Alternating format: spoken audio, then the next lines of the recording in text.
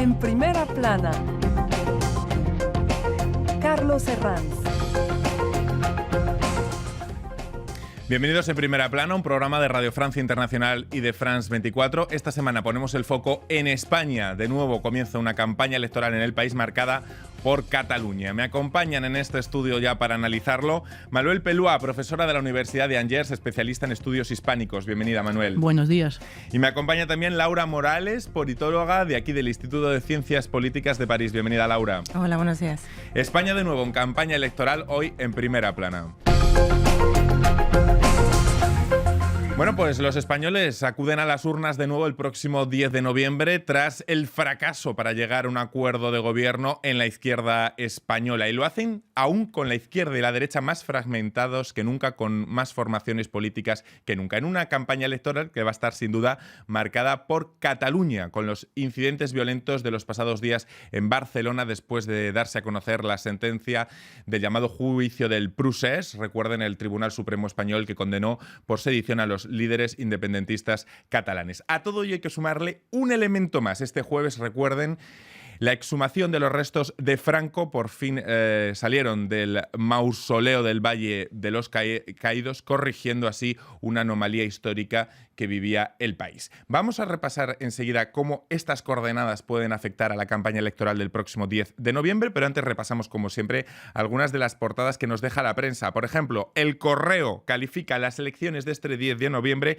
como el gran fracaso de los políticos españoles que no han sabido llegar a acuerdos, y de ahí esta repetición. La Razón, Procés revolucionario, cómo las calles de Barcelona se han incendiado con caos y violencia a partir del conocimiento de la sentencia condenatoria por parte del Tribunal Supremo a los líderes independentistas. Diario ABC, el candidato conservador Pablo Casado recorta la ventaja del socialista Pedro Sánchez, recuerden, presidente en funciones, según un último sondeo, una tendencia que estamos viendo ya aparecer en varios sondeos. Dice el diario conservador que el socialista acusa ya el caos separatista de los últimos días en Barcelona. Y también portada El País, Franco fuera del Valle de los Caídos. El gobierno retira del mausoleo los restos del dictador. Vamos a analizar todos estos ángulos. Manuel, si le parece, Cataluña quizá vuelve a centrar todo el interés de esta campaña electoral. No sé si vuelve a centrar todo el interés. Ahora se ve que hay un tema que es importante para decidirse a la hora de votar.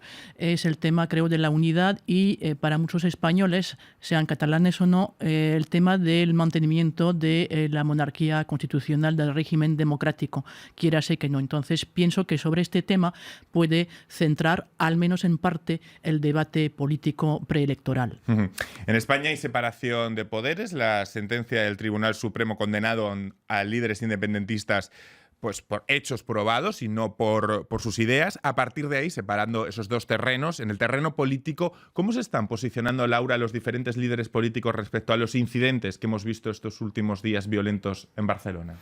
Sí, el actual presidente en funciones, Pedro Sánchez, y también candidato a la presidencia del Gobierno por el Partido Socialista, está haciendo un discurso en el que enfatiza, por una parte, la firmeza con respecto a la reacción de los incidentes de violencia que se han sucedido no solamente en Barcelona, sino en varios lugares de Cataluña, y al mismo tiempo los líderes del Partido Popular, Casado, y del Partido de Centro Liberal, Ciudadanos, Rivera, están intentando enfatizar todo lo contrario, el que ha habido una falta de suficiente firmeza con respecto a esos episodios de violencia. Por su parte, Pablo Iglesias, el líder de Unidas Podemos, está intentando enfatizar la falta de intención de diálogo con respecto a la situación que vive Cataluña desde hace ya muchos años. Entonces, cada uno de los partidos está intentando posicionarse con respecto a Cataluña también en relación a las futuras elecciones y a cuáles son los discursos principales que están intentando realizar y marcar de cara al escenario electoral. En este sentido, la ultraderecha de Vox, que fue, digamos, la gran novedad de las pasadas elecciones, ¿puede crecer aún más a partir de estos incidentes de Barcelona? Sí, habría que ver hasta qué punto en realidad da la sensación de que Vox tendrá un cierto techo electoral, al menos en el corto plazo. Es imposible predecir qué puede pasar en el medio o largo plazo, pero sí es cierto que durante unos ciertos meses daba la sensación de que la recuperación electoral que se está produciendo alrededor del Partido Popular y también la bajada de votantes con respecto a Ciudadanos estaba afectando también a Vox, estaba concentrando el voto en torno al Partido Popular, pero en las últimas semanas las encuestas están mostrando lo que parece ser un alza de Vox que le llevaría a niveles similares a los que tuvo en las elecciones anteriores de abril y quizás, dependiendo de cuáles sean obviamente los márgenes de error de las encuestas, a poder obtener incluso algunos escaños más. Así las cosas, los sondeos siguen dando por favorito al presidente en funciones y líder del Partido Socialista, Pedro Sánchez, como ya pasó en las anteriores elecciones, y no hay excesiva variación entre ambos bloques. Según una última encuesta que pueden ver del diario El Mundo, el PSOE estaría en torno al 27% más o menos, Partido Popular Conservadores 21%, que sería el gran vencedor o el gran beneficiado de esta repetición electoral. Con estos mimbres, Manuel, con resultados parecidos, ¿por dónde puede desencallarse el futuro gobierno español? ¿Más bien por una coalición de izquierdas o de derechas? Pues ya primero la coalición de derechas no sumaría, o sea, entre los votos, los escaños y con todas las encuestas de Vox, PP y Ciudadanos, pues no suman la mayoría absoluta, que son 175 escaños, ¿no? Ahora la izquierda, pues desde el 2016 España tiene problemas, ¿no?, para formar coalición de gobierno, que hizo que el país resultó ingobernable durante varios meses. Entonces sí que podría haber coalición de izquierdas. Lo que pasa es que desde el 2016 Podemos, y además Podemos, que se ha dividido entre Podemos y Más País, pues Podemos tiene tendencia en obstruir, y hasta que muchos españoles votantes de Podemos les reprochan su falta de sentido de Estado, porque la coalición nada está adquirido. Primero por Podemos, que no quiere, que diverge sobre Cataluña con el partido de gobierno, con el Partido Socialista, y por otra parte el problema del Partido Socialista es que cuando la moción de censura, pues tuvo que asegurarse del apoyo de los partidos nacionalistas vascos catalanes, como la Esquerra Republicana de Cataluña, que es un viejo partido de izquierdas catalanista, como Bildu. Y entonces es una coalición que es muy difícil de formar. Podrían sumar una mayoría absoluta, pero conseguir el apoyo de Podemos cuesta, conseguir el apoyo de los partidos nacionalistas cuesta, y entonces Sánchez está en un tesón como muy complicado. Un asunto que ha marcado los últimos días ha sido sin duda la exhumación de los restos de Franco el pasado jueves desde su mausoleo por iniciativa del gobierno socialista, poniendo así fin a más de 4 décadas de anomalía histórica que vivía el país. Laura, ¿por qué ha llegado tan tarde esta exhumación? Bueno, hay que recordar que el modo en el que se hizo la transición a la democracia en España es tal que no hay un cambio radical durante ese proceso, sino es una transición guiada por élites que provienen del propio franquismo. En el año 1977 se aprueba una ley de amnistía que precisamente lo que hace es intentar enterrar cuestiones del pasado e impedir que se puedan gestionar en el medio o largo plazo problemas de la historia y del pasado franquista. Es cierto que los gobiernos socialistas que han gobernado durante más de una década, desde el 82 hasta el 96, recordemos Rodríguez Zapatero y Felipe González. Sí, posteriormente Zapatero, efectivamente, podían haber enfrentado esta situación. Probablemente los gobiernos de González era todavía demasiado temprano para poder afrontarlo, y Zapatero sí que comenzó una trayectoria con la Ley de Memoria Histórica de intentar hacer las paces con el pasado de una manera diferente a la que se había establecido, el consenso que se había establecido durante la transición. Lo que pasa es que esa Ley de Memoria Histórica, como muchas piezas de legislación en España, tienen procesos que son lentos y que no se pueden articular de un día para otro.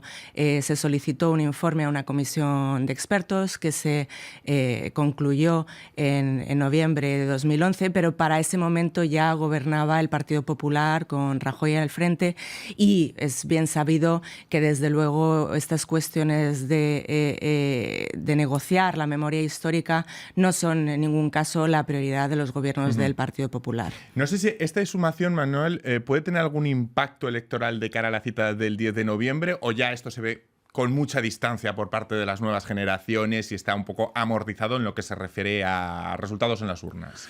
No creo, no soy adivina ni zahorí, pero no creo que tenga mucho impacto electoral, menos que el tema de Cataluña u otros temas. Pero es verdad que este tema es como una asignatura pendiente con las fosas comunes. Y la ley de memoria histórica pues tenía un artículo específico, el artículo 16, que preveía pues que precisamente el problema del Valle de los Caídos es que en un lugar, un monumento histórico, no se puedan celebrar acontecimientos, se puedan celebrar eventos de carácter político. Y entonces, claro, el Valle de los Caídos no solo era lugar religioso, sino también que daba lugar a manifestaciones de carácter político. Entonces, esa ley prepara pues la exhumación. Pero una última cosa que añadiría también es que se vieron ante un problema porque la familia de Franco tiene una concesión en la Almudena, que es la Catedral de Madrid. Entonces Franco hubiera quedado en pleno centro de Madrid, al lado del Palacio Real, y entonces esto hizo que se retrasara aún más, aparte de la obstrucción de la familia de Franco, se retrasó aún más la exhumación. Por cierto, como hablábamos antes de más partidos políticos, tanto a derechas como a izquierdas, mucho partido político, pero solo en los carteles caras de hombres. En un país que ha progresado tanto como España en cuestiones como el feminismo, ¿esto no es parte del problema del bloqueo? Es decir, que haya tanta testosterona en el liderazgo, por plantearlo de cierta forma. Bueno, Laura. yo creo que en realidad el liderazgo de los partidos de ámbito estatal en España esté monopolizado por hombres es un problema en sí mismo, pero no creo que realmente sea la fuente de los problemas a la hora de negociar posibles coaliciones o posibles formaciones de gobierno. De hecho, si nos fijamos, las comisiones negociadoras del Partido Socialista y de Unidas Podemos estaban formadas principalmente por mujeres. De hecho, la delegación del Partido Socialista estaba formada exclusivamente por mujeres, y entre la de Unidas Podemos, de las 6 personas que asistían a todas las reuniones, 2 eran mujeres y eran 2 de las figuras más visibles en esas conversaciones. No creo que haya tampoco, además, en la investigación politológica ninguna evidencia que nos permita ver que en situaciones de formación de gobierno las mujeres sean más capaces de llegar a acuerdos, y de hecho en situaciones también de alto conflicto en el que los acuerdos son necesarios, por ejemplo en la situación de bloqueo del Brexit, Theresa May no ha sido capaz de alcanzar acuerdos, por ejemplo con el Partido Laborista o con el conjunto de su propio partido del Parlamento para desbloquear la cuestión del Brexit. Entonces no creo que sea la situación. La situación es una problemática en general de falta de costumbre a nivel nacional a la hora de formar gobiernos que no sean simplemente un gobierno en minoría monocolor. Hasta aquí vamos a despedir en este punto a los telespectadores de France 24. Nosotros continuamos hablando de las elecciones españolas de cara al 10 de noviembre aquí en Primera Plana.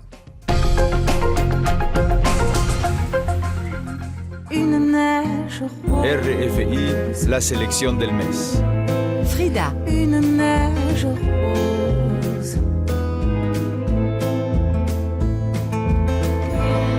L'entourloupe et Marina P.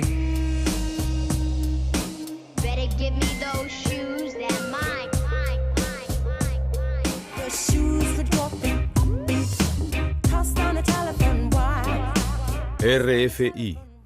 Continuamos aquí en Primera Plana, hoy hablando de las elecciones españolas del próximo 10 de noviembre y los factores que pueden determinarlas. Conozcamos ya nuestro personaje de la semana.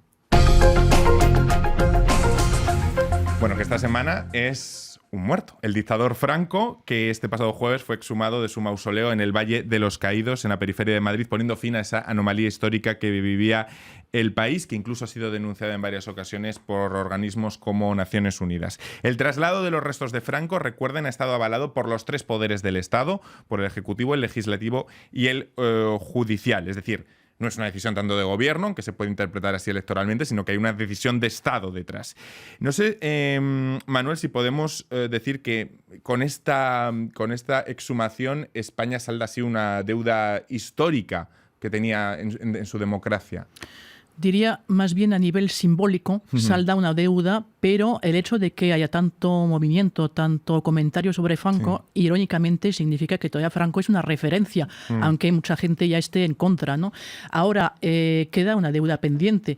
Queda, por ejemplo, quedan las sentencias de los años 40 que, si no me equivoco, siguen sin anular, sentencias dictadas por tribunales militares. Quedan las fosas comunes y evidentemente no se van a poder abrir todas, pero quedan asignaturas pendientes, criminales que no fueron juzgados y algunos siguen vivos como torturadores. Entonces todavía hay una deuda pendiente. La resignificación del propio Valle de los Caídos. Claro, la resignificación, la orden que lo gestionaba pues ha renunciado, entonces como lugar de memoria, como centro de interpretación y todo eso, pero esto queda pendiente efectivamente. Pero en tiempos de hace unos años pues hubo una comisión con historiadores, con juristas, para ver qué se podía hacer, qué podía ser del Valle de los Caídos. Franco dejó un país sin partidos políticos y hoy en día nos encontramos con 13, incluyendo uno, Vox, la nueva extrema derecha española, que ha hablado de profanación a la hora de hablar de esta exhumación de Franco. Laura, ¿quiénes votan a esta nueva extrema derecha española de Vox? ¿Quiénes son sus votantes? Bueno, pues hay una mezcla de votantes. Por una parte, hay votantes que provienen del Partido Popular, que son antiguos votantes del Partido Popular. Por otra parte, en las elecciones anteriores, Vox fue capaz de movilizar a una serie de ciudadanos que llevaban un tiempo en la abstención y que, por tanto, se reincorporan activamente a la política electoral. Claramente son, en todo caso, personas que se posicionan en las posiciones más extremas del espectro ideológico en la derecha.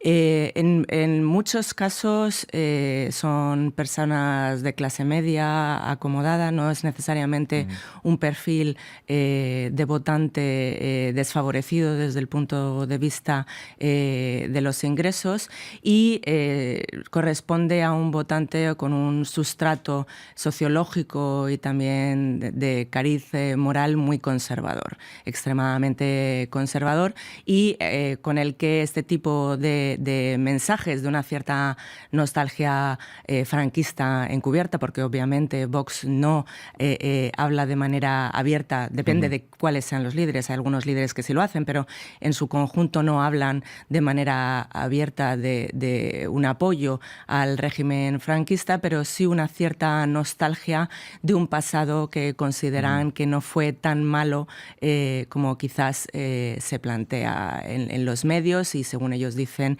en el ámbito de la izquierda.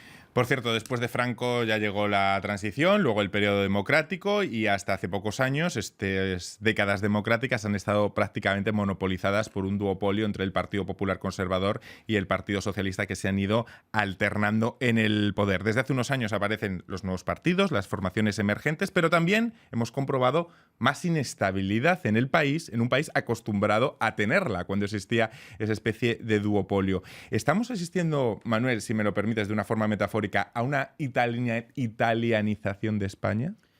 Pues efectivamente España ha seguido la tónica de los principales países europeos, ese final del bipartidismo, de una tranquila alternancia, y entonces esto hace que, evidentemente, la fragmentación de los partidos, las divisiones personales, pues de mayor inestabilidad, y esto en muchos países. Ahora, Italia me parece que es un poco distinta, porque en Italia se dio una coalición que en España veo imposible, no sé si mi compañera dirá lo mismo, porque la anterior entre Cinco Estrellas y la Liga, y entre Vox y Podemos, yo no lo veo factible. Igual un día lo hacen, pero entonces en este caso España es distinta de Italia, y a nivel de voluntad de independencia también lo veo distinto porque Italia nunca ha dejado la Lega Norte, los movimientos de independencia no han tenido tanta libertad como los nacionalistas independentistas catalanes en España. Entonces, no sé si la palabra italianización a lo mejor la matizaría, digamos. Claro, para solucionar esta situación de inestabilidad hace falta llegar a acuerdos, a llegar a coaliciones. Y volvamos al punto donde estábamos antes de las posibles coaliciones. Laura, no sé, hablando de la derecha, ¿es más fácil que se ponga de acuerdo? Es decir, hemos visto los fracasos en la izquierda durante estos pasados meses para llegar a un acuerdo. ¿Es más fácil, es más pragmática la derecha a la hora de llegar a este tipo de coaliciones para resolver la situación? Es decir, si suman, la derecha sí que lo harán. Bueno, sin duda, hasta el momento los partidos del ámbito de centro-derecha han demostrado ser mucho más pragmáticos a la hora de llegar a acuerdos para formar gobiernos, tanto a nivel autonómico en las regiones españolas como a nivel municipal, en grandes municipios españoles. A mí no me cabe duda de que si sumaran una mayoría absoluta de 176 escaños, se pondrían de acuerdo los tres partidos para gobernar, salvo sorpresa de una reacción diferente o de un cambio estratégico muy diferente por parte de Ciudadanos, que yo veo improbable. La cuestión fundamental es que todas las encuestas predicen que es bastante improbable que esos tres partidos, que el Partido Popular, Ciudadanos y Vox, lleguen a sumar 176 escaños. Y hoy por hoy, en realidad, incluso con algunos apoyos de algunas coaliciones autonómicas, regionales, en concreto en Navarra, es muy improbable que lleguen a esa mayoría de 176 escaños, a no ser que haya un vuelco electoral en las próximas 2 semanas. Por tanto, no es el escenario que se está barajando un escenario en el que el Partido Socialista sería no solamente el partido con más escaños, que probablemente reeditará un primer mandato en términos de escaños relativamente similar al que ha obtenido, pero en el que la formación de un gobierno se va a ver que es tan complicada como lo ha sido después de las elecciones de abril, si no más. Según muestran todos los sondeos, en estas elecciones, aunque no haya tanta trasvase de votos entre bloques, sí dentro de los bloques parece que hay movimiento, especialmente en el de la derecha, donde parece que hay un gran beneficiado de la convocatoria electoral, que es el tradicional Partido Popular Conservador Español, y un gran perdedor, que es Ciudadanos, el Partido Liberal. ¿Cuáles han sido los errores o aciertos de Albert Rivera, el líder de Ciudadanos, para que se encuentre ahora un partido que hace poco hablamos, hace 2 años, de cómo despuntaba, y ahora vemos que se hunde en las encuestas?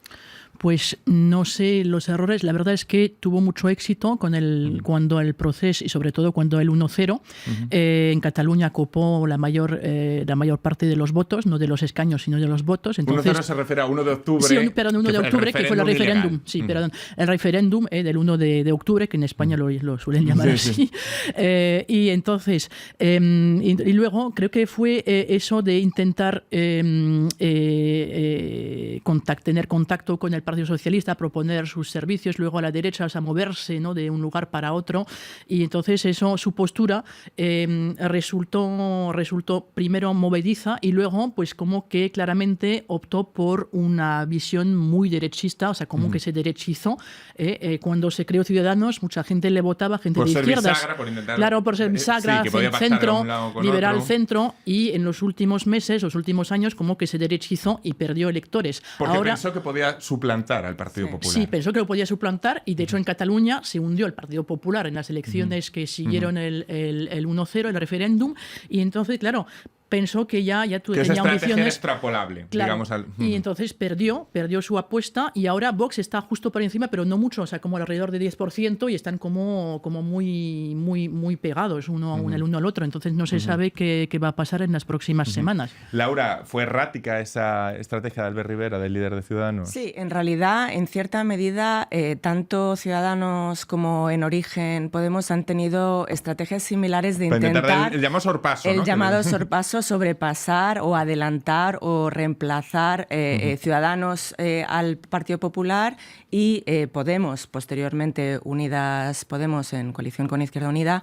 intentar sobrepasar al Partido Socialista. Ambas estrategias han visto claramente fracasadas, al menos hasta el momento, y parece improbable que puedan tener éxito en el corto, quizás incluso medio plazo. El problema concreto de Ciudadanos, que es algo que no afecta de la misma manera a Unidas Podemos, es que Ciudadanos, a mi juicio, se ha equivocado mucho de estrategia, porque un partido de centro liberal, como se había planteado como actor político, como partido político, no puede nunca intentar pasar por la derecha a un partido tan grande como el Partido Popular. No es un discurso que sea creíble y además no es un discurso que vaya a atraer votantes, porque por una parte pierdes votantes por el centro hacia el Partido Socialista y por otra parte, si tu discurso no es diferente al Partido Conservador tradicional del Partido Popular, los votantes no son capaces de distinguir la diferencia entre las dos ofertas y se van a quedar siempre con la versión auténtica, con la original, que entre es la copia el Partido Popular, efectivamente, y no solamente la versión auténtica, sino además también la versión que tiene unos apoyos ciudadanos más sólidos, más consolidados sobre el territorio. Porque no hay que olvidar que el Partido Popular efectivamente sigue siendo un partido con una estructura partidista de afiliación y a nivel municipal muy consolidada en España, independientemente de que haya tenido una sangría de votos y de militantes muy importantes en estos últimos tiempos. Vamos a aprovechar el último minuto para sus preguntas, las preguntas de los oyentes. Nos va a dar tiempo a una y les pido máxima síntesis. ¿Hay otros temas de campaña aparte de Cataluña y Franco? Pues efectivamente, estos temas ya van por delante, son como una pantalla, y efectivamente el tema, por ejemplo, de la pobreza, del paro, es un tema, claro, está claro, es que es el tema ya que lleva muchos años de manera periódica, los bajos sueldos, y esto pues no aparece en la campaña, y de hecho puede además, aunque Vox sea un partido de gente de clase media, media alta, pues también hay gente popular que se puede dejar llevar de partidos como Vox. Creo que es un peligro. ¿Algún tema más que añadir, Laura? Sí, yo creo que Unidas Podemos y en cierta medida el Partido Popular van a intentar enfatizar la situación económica. De hecho, ayer se publicaron datos sobre el empleo y el desempleo que no son demasiado positivos, y me da la sensación de que van a intentar contrarrestar, en especial Unidas Podemos, el foco de atención que se presta ahora a Cataluña e intentar moverlo hacia la economía. Pues hasta aquí nuestro tiempo de hoy en Primera Plana. Ha sido un placer contar con ustedes. Manuel, Laura, un placer. Y a todos ustedes hasta la próxima semana aquí en Primera Plana de RFI France 24. Muchas gracias.